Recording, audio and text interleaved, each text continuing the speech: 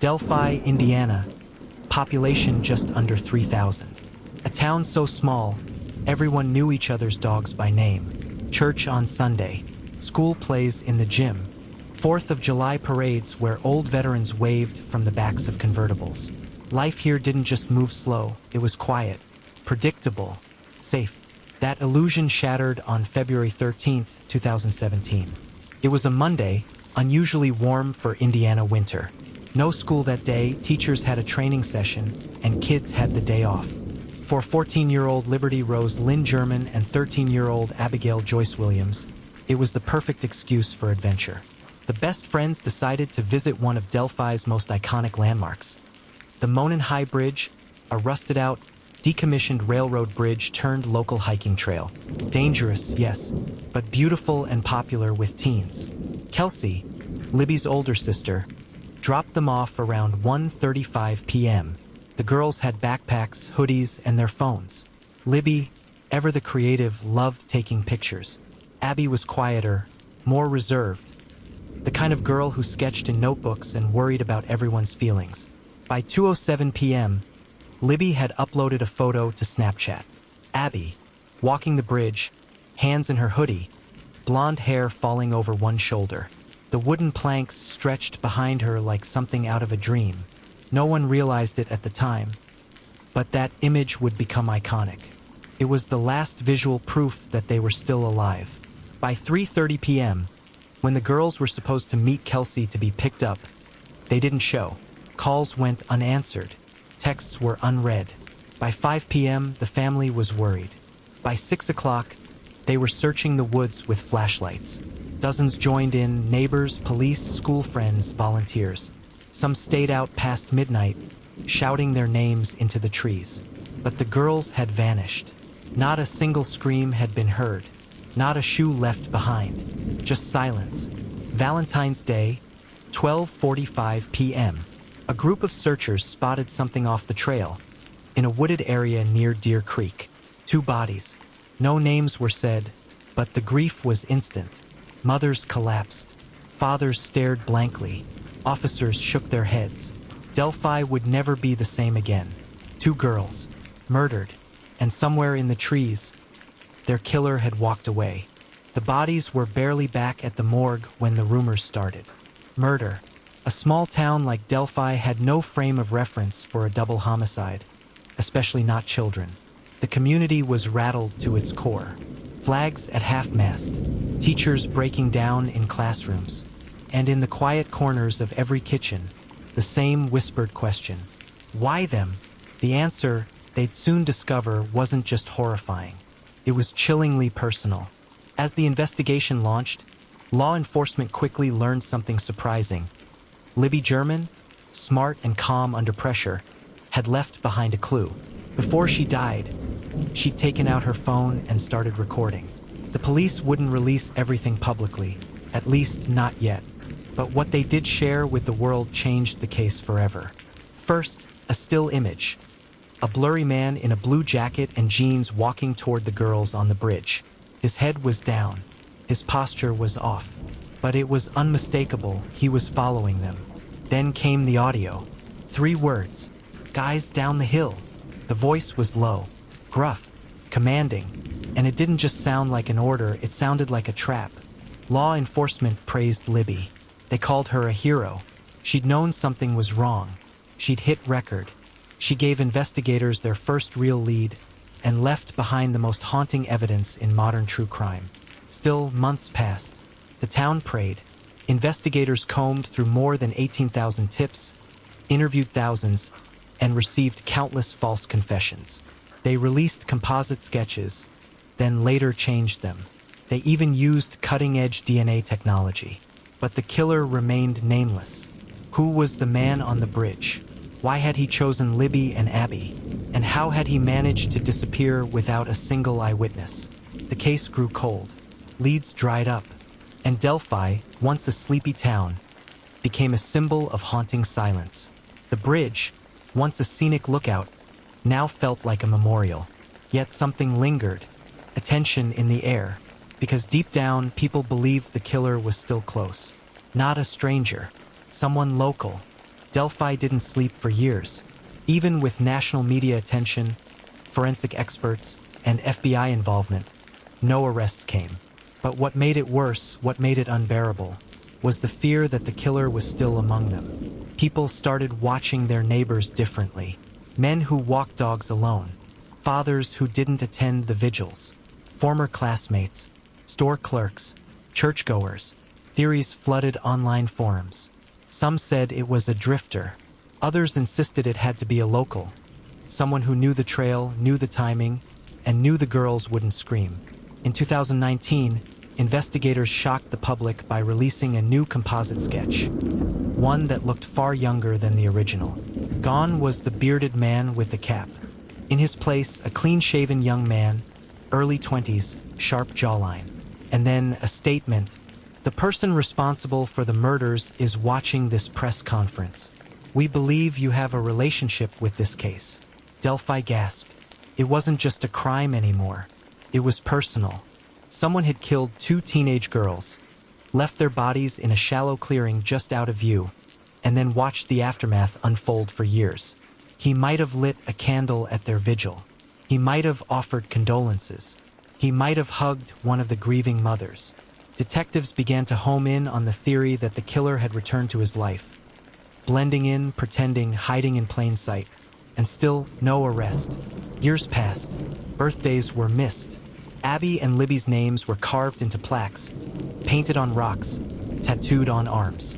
Their families held on, desperate, exhausted, broken. Then came the whisper that changed everything. A search warrant.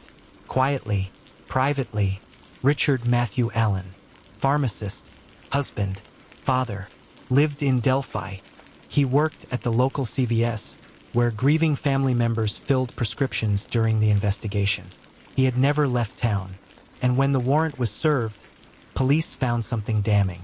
He had parked his car near the bridge on the exact day of the murders. When questioned, he said he was just walking, but when asked about the girls, he went silent. The arrest of Richard Allen was nothing short of a gut punch. It was the kind of revelation that rocked Delphi to its core. The idea that someone who'd walked among them, shopped at the same stores, waved at the same neighbors, could be responsible for such a horrific act felt like a betrayal of everything the town had stood for. No one had suspected him. He wasn't the kind of person you thought of when you imagined a murderer. Yet, as the investigation continued, the chilling facts began to unfold. Allen had been a regular at the local CVS, where the girls' families shopped. But that wasn't the only shocking connection. As police dug deeper, they discovered that Allen had also been present in the area, just moments before Libby and Abby began their hike. His car was parked near the entrance to the trail that day, and his presence in the woods seemed too much of a coincidence. It was the damning detail that sealed the case. Police found his DNA on Libby's body, and suddenly, a picture began to emerge of the monster hiding in plain sight. For years, Allen had lived in a town haunted by the memory of 2 murdered girls.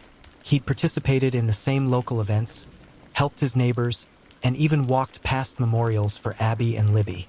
But in reality, he had been the one who took their lives, and now his once normal life was about to unravel. The town couldn't believe it. Their murderer had been right under their noses. As the trial date loomed, more disturbing details came to light. Allen was known to have kept a collection of photos on his phone, disturbing images of young girls, many of them eerily similar to Libby and Abby. But it wasn't just his disturbing collection that caught the public's attention. His behavior in the days and weeks following the murders raised red flags. He acted as if nothing had changed. He didn't run. He didn't flee. In fact, he appeared on local news, his voice heard in the background of footage showing local law enforcement and grieving families. And all this time, the town had trusted him. Libby's mother, Carrie, fought back tears as she spoke to the media. He was in our town, in our community, smiling with us, and we didn't even know. Delphi had lost more than 2 young lives. They had lost the trust of a community. The innocence they once took for granted had been shattered forever. But there was still hope. Justice had begun its slow march forward, and the trial was set to begin. The courtroom in Carroll County was packed.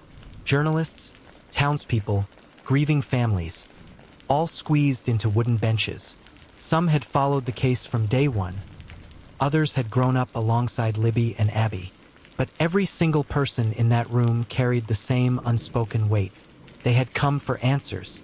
Richard Allen entered in shackles. He looked smaller than expected, pale, thinner. But when he glanced at the gallery, his eyes were sharp, cold, unreadable. It was hard to reconcile this man, this father, pharmacist, neighbor, with the grainy figure on the Monon High Bridge and the voice that had echoed across the internet for years. But the prosecution had no doubts. Their evidence was precise, forensic, and digital. They presented Libby's phone footage, stills of Allen walking toward the girls, his voice captured as he commanded them down the hill. Experts confirmed that the audio matched Allen's speech patterns. Analysts matched his clothing to what he wore in social media photos taken just weeks before the murders. The defense tried to claim the evidence was circumstantial. They argued that the video wasn't clear enough, that the voice could be anyone's, that no witness had seen Allen physically commit the murders. But then came the DNA match. Libby's clothing had trace amounts of Allen's genetic material. It wasn't conclusive by itself, but stacked atop the digital evidence, timeline inconsistencies, and his admission that he had been at the bridge that day, the jury took notice. The room went silent as Libby's grandmother testified. Her voice cracked as she recalled the moment she found out they were gone. Abby's mother followed, describing the final morning. How Abby had eaten cereal in her favorite hoodie, laughing at nothing, still so childlike. Both families sat through every graphic detail, crime scene photos, autopsy summaries, and timelines of the girls' final moments. What hurt most wasn't just how they died, but how long they might have known it was coming. The courtroom wept more than once. By the final week of testimony, Allen no longer met anyone's eyes. And then came closing arguments. The prosecution didn't pull punches. This man, the attorney said, pointing directly at Allen, stole 2 innocent lives and hid in your town for 5 years, smiling in your faces, hugging your children. It was time to decide. Delphi held its breath.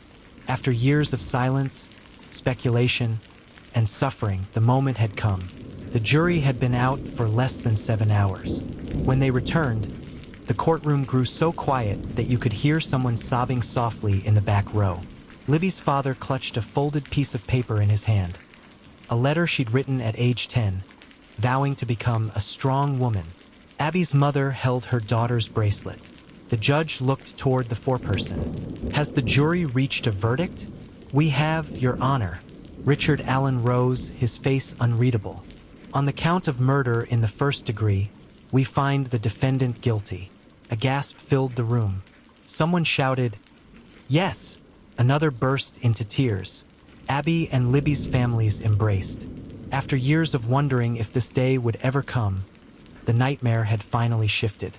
It wasn't over, but justice had stepped into the light. Allen was sentenced to life in prison without parole. As the gavel dropped, the emotional walls of Delphi cracked. People sobbed. Some sat stunned. Others walked quietly out of the courtroom, not speaking a word. The next morning, townspeople gathered at Monon High Bridge. They lit candles, placed flowers. 2 teenage girls had left home one afternoon to go on a hike. They never came back, but they left behind a legacy, one of bravery, resilience, and unimaginable strength. Because in her final moments, Libby thought fast. She hit record. She documented the man who would take their lives and handed investigators the clue that would eventually bring him down. Because of her, justice was possible. Because of Abby and Libby, a town learned to speak their names, protect its daughters, and never assume evil has a face. Today, a plaque sits near the trailhead, etched with their names.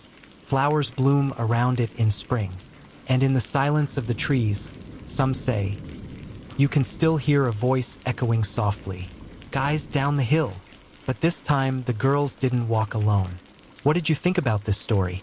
Let's share ideas in the comment section, and don't forget to like and subscribe to this channel.